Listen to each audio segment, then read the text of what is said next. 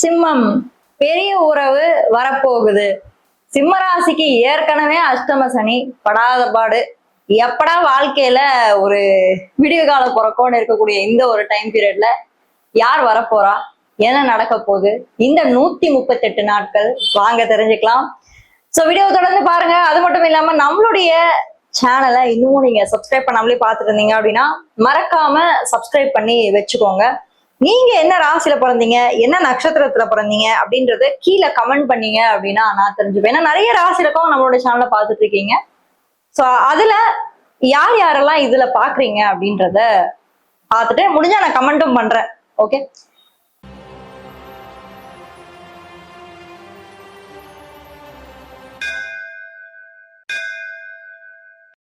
சிம்மராசி காலச்சக்கரத்துடைய 5வது ஒரு ராசி. இந்த ராசியுடைய அதிபதி சூரியன். இப்போ சிம்மராசியை பாத்தீங்கன்னா, சிம்மராசிக்காரங்களெல்லாம் பாத்தீங்கன்னா அவங்க தோற்றத்தை பார்த்தே கண்டுபிடிச்சிடலாம் இவங்க சிம்மராசி தான் அப்படின்னு சொல்லிட்டு. அந்த ஒரு கம்பீர நடை அவங்க கிட்ட இருக்கும், அந்த கம்பீர தோற்றம் அவங்க கிட்ட இருக்கும். ரொம்ப ஸ்ட்ராங்கான ஒரு பர்சன். எவ்வளவு அடிச்சாலும் தாங்குறான்ல, அது நம்ம வேற யாரும் கிடையாது, நம்ம சிம்மராசியே தான். எவ்வளவு முதுகுல குத்தினாலும் சரி, எவ்வளவு துரோகத்தை அனுபவிச்சாலும் சரி, அத்தனையும் தாங்கி சிம்மம் மாதிரி கர்ஜிக்கக்கூடிய அந்த ஒரு திமிரு சிம்மராசி தவிர வேற எந்த ஒரு ராசிக்குமே இல்லை அப்படின்றத நான் மிக பெருமையாக நான் சொல்லுவேன். இப்படிப்பட்ட இந்த சிம்ம ராசிக்காரங்க கடந்த 2 வருஷமா எந்த விஷயத்துல ரொம்ப ரொம்ப ரொம்ப ரொம்ப கஷ்டப்பட்டீங்கன்னா, அஷ்டம சனி. வேற என்னங்க, யாருங்க நம்மளை கஷ்டப்படுத்துவா? அவரை தவிர சொல்லுங்க பார்ப்போம். சூரியனை யாரையாவது படுத்த முடியுமா? அது சனி பகவான் மட்டும்தான் முடியும். ஏன்னா அவரோட பார்வை அந்த அளவுக்கு பவர்ஃபுல். அந்த வகையில சிம்மராசிக்கு இந்த 138 நாள், ஜூலை 27 இருந்து டிசம்பர் 11 வரைக்கும் சனி பகவான் 8ஆம் இடத்துல இருந்து எந்தெந்த வீடுகள்லாம் பாக்குறாரோ அந்தந்த வீடுகளின் மூலியமாக உங்களுடைய வாழ்க்கையில முன்னேற்றமாவும் இருக்கலாம், இல்ல அது பிரச்சனையும் இருக்கலாம், எது வேணாலும் இருக்கலாம். அவரவருடைய கர்ம வினையை பொறுத்து நடக்க போகுது. அந்த வகையில சிம்மராசிக்கு தன்னுடைய 3ஆம் பார்வையின் மூலமாக 10ஆம் வீட்டை சனி பகவான் தொடர்பு கொள்றார். நம்ம பேச்சு மட்டும்தாங்க பேசுவோம், வக்ர பேச்சு மட்டும்தான் பேசுவோம். ஆனா கிரகங்களோட பார்வையை பத்தி இங்க யாரும் பெருசா பேசுறது கிடையாது. மக்களுக்கு தெரியலையா இல்ல மக்களுடைய அறியாமையான்னு எனக்கு தெரியல. ஜோதிடத்தை அவ்வளவு பேசவும் படமாடுது. பட் இந்த ஒரு வீடியோல நான் ஏன் இதை முக்கியமா இதுன்னு இல்ல, இந்த சீரீஸ் முழுக்கவே நான் இதை பத்தி தான் பேசியிருக்கேன். மற்ற ராசிக்காரங்க பாக்கணும்னா அடுத்தடுத்த ராசி பார்த்துக்கோங்க. பட் இந்த பார்வையானது பார்வை பலம் அப்படின்ற ஒரு விஷயத்த நீங்க புரிஞ்சுக்கணும். இப்ப 8ஆம் வீட்டுல இருக்கக்கூடிய இந்த சனி பகவான் எங்க பாக்குறாரு? 10ஆம் வீட்டை தொடர்பு கொள்றாரு தன்னுடைய 3ஆம் பார்வைகா. அப்போ சிம்மராசிக்கு எங்க பிரச்சனை வருது? வேலையில பிரச்சனை வருது. எவ்வளவு உழைச்சாலும் ப்ரமோஷன் கிடைக்கல, எவ்வளவு உழைச்சாலும் மேனேஜர் திட்டுறது தீரல, எவ்வளவு உழைச்சாலும் கூட இருக்கவங்களோ உங்களுக்கு பின்னாடி முதுகுல பேசுறத நிறுத்தல, எவ்வளவுதான் மத்தவங்களுக்காக செஞ்சாலும் வாழ்ந்தாலும் அவங்க பண்ற ஒரே விஷயம் உங்களுக்கு நல்லது பண்ணல. இவ்வளவுத்தையும் தான் நீங்க தொடர்ந்து அனுபவிச்சுட்டு இருக்கீங்க. 8ஆம் இடம் என்பது அசிங்கம், அவமானம், பேர் கெட்டு போறது, நமக்கு வரக்கூடிய இன்னல்கள், வாழ்க்கையில முன்னேறவே விடாம தடுக்கக்கூடிய பாவகம் அப்படின்றது 6, 8, 12ஆம் பாவகம். அதுல பாவகிரகமான சனி பகவான் 10ஆம் வீட்டை தன்னுடைய 3ஆம் பார்வையால பார்க்கும் போது, அதுவும் வக்ரமாகும் போது நிச்சயமாக நீங்க வேலையில மிக கவனமாக இருக்கணும்.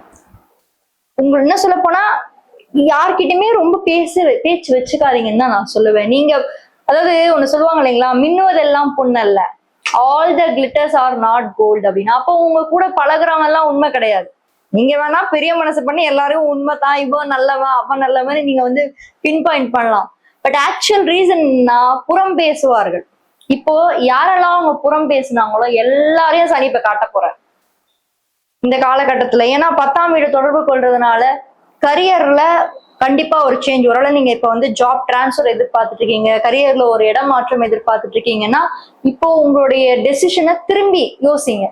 ஓகே, இப்ப நான் பண்ணலாமா? இந்த ஒரு 138 நாட்கள் நான் பண்றதுக்கு வாய்ப்பு இருக்கா? நான் எடுத்த முடிவு கரெக்டா? வேற கம்பெனி மாறுறது கரெக்டான்னு கொஞ்சம் ரீதிங்க் பண்ண வைப்பார். மறுபடியும் முடிவை சரி செய்ய வைப்பார், எடுத்த முடிவை சரி செய்ய வைப்பார். அடுத்து 8ஆம் வீட்டுல இருந்து 2ஆம் வீட்டை பாக்குறாரு. அதே மாதிரி 8ஆம் வீட்டுல இருந்து 5ஆம் வீட்டு. ஸோ 2, 5 பாவங்களுக்கு தொடர்பு வருது. சோ 2ஆம் பாவத்தை பார்க்கக்கூடிய இந்த சனி பகவான் என்ன பண்ண போறாரு? ஃபேமிலியில சேஞ்சஸ் கொண்டு வர போறாரா? உங்களுக்கு பூர்வீக சொத்துக்கள் கிடைக்கிறதுக்கான வாய்ப்புகள் ஏற்படுத்துறதுக்கான வாய்ப்புகள் நிறையவே இருக்கு. கணவனா இருந்தா அப்படின்னா, இல்ல மனைவியா இருக்கீங்க அப்படின்னா, கணவன் மனைவியிலேயே இருக்கக்கூடிய அந்த பிரச்சனைகள் கொஞ்சம் சரி செய்யறதுக்கு வாய்ப்புகள் இருக்கு. அதே மாதிரி புதிய உறவுகள் உங்களுடைய வாழ்க்கையில 8, 7, 8, 2 7ல ஆல்ரெடி ராகு இருக்காரு, 8ல இப்ப சனி இருந்து 2ஆம் வீட்டை பார்த்துட்டு இருக்காரு, புரியுதுங்களா? அதே மாதிரி 5ஆம் வீட்டையும் தொடர்பு கொள்றாரு. உங்களுடைய வாழ்க்கையில ஆல்ரெடி விட்டுட்டு போயிருப்பாங்க இல்லைங்களா?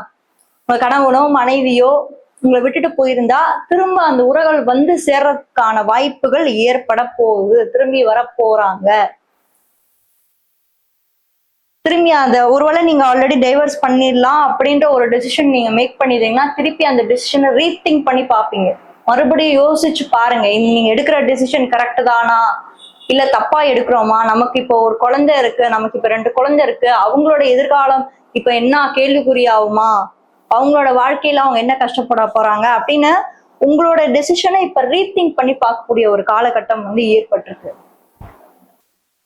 அதே மாதிரி மேரேஜ்க்கான பாசிபிலிட்டிஸும் இப்ப இருக்கு. ஏன்னா சிம்மராசி பொறுத்த வரைக்கும் 8ஆம் இடத்துல இருக்க சனி பகவான் குருவோட வீட்டுலதான் இருக்காரு, புரியுதுங்களா? இப்ப அந்த குரு பகவான் 12ஆம் வீட்டுல போயிட்டு இருக்காரு, அதுவும் உச்சத்துல இருக்காரு. அதே மாதிரி இப்போ உங்களுக்கு 7ல ராகு இருக்கிறதுனால டெஃபினட்டா பாருங்க, புது புது ஆட்களை உங்க லைஃப்ல இன்ட்ரடியூஸ் பண்ணி வைக்கிறது, இல்ல மேரேஜ்க்கான பாசிபிலிட்டிஸ் ஏற்படுத்துது, இல்ல இந்த 138 நாட்கள் திருமணம் பண்ணலாமா, இல்ல திரும்பி அஷ்டம சனியில வர இருக்கோமே பிரச்சனை வருமானா பயப்படாதீங்க.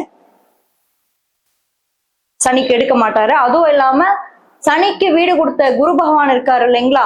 சனி அமர்ந்து இருக்காருல்ல குருவோட வீட்டுல, இப்ப அந்த குரு உச்சத்துலதான் இருக்காரு. So no issues. மற்றபடி உங்களுக்கு பார்வையின் மூலியமாக பிரச்சனைகளை கொடுப்பாரே தவிர இந்த டைம் பீரியட்ல மேரேஜ் ரிலேட்டடா உங்களுக்கு எந்த ஒரு ப்ராப்ளம்ஸோ அவரு கொடுக்கறதுக்கு வாய்ப்புகள் இல்லை. ஸோ நீங்க அதை நினைச்சு ரொம்ப பயந்தோ இல்ல ஐயோ இதாயிடுமோ அதாயிடுமோ அந்த அளவுக்கு எல்லாம் இங்க சீன் இல்லை, பயப்படாதீங்க, தைரியமா இருங்க. ஒரே விஷயம் நான் சிம்ம ராசிக்கு சொல்ற ஒரே விஷயம்னா, உங்களுடைய செல்ஃப் கான்பிடன்ஸ், உங்களோட தன்னம்பிக்கை எந்த இடத்துலயும் யாருக்காகவும், அது வேலையில இருந்தாலும் சரி, ரிலேஷன்ஷிப்ல இருந்தாலும் சரி, மேரேஜ் எந்த இடத்துல எந்த சரௌண்டிங்ல நீங்க இருந்தாலுமே உங்களுடைய செல்ஃப் ரெஸ்பெக்டும் தன்னம்பிக்கையும் யாருக்காகவும் எதுக்காகவும் விட்டு தராதீங்க.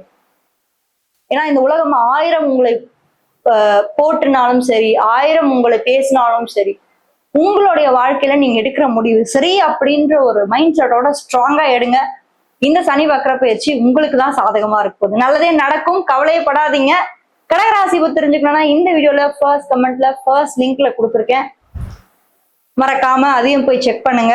யாராவது ஒரு ஃப்ரெண்டுக்கு இந்த வீடியோ நீங்க ஷேர் பண்ணி ஹெல்ப் பண்ணணும்னு நினைச்சீங்கன்னா மறக்காம ஷேர் பண்ணி ஹெல்ப் பண்ணுங்க. உங்களுக்கு என்கிட்ட பர்சனல் கன்சல்டேஷன்ஸ் வேணும், இல்ல திருக்கணித பஞ்சாங்கத்தின் முறைப்படிதான் பார்க்கணும் அப்படின்னு உங்களுக்கு ஒரு எண்ணம் இருக்கு அப்படின்னா டெஃபினட்டா நீங்க என்ன தொடர்பு கொள்ளலாம். தேங்க்யூ.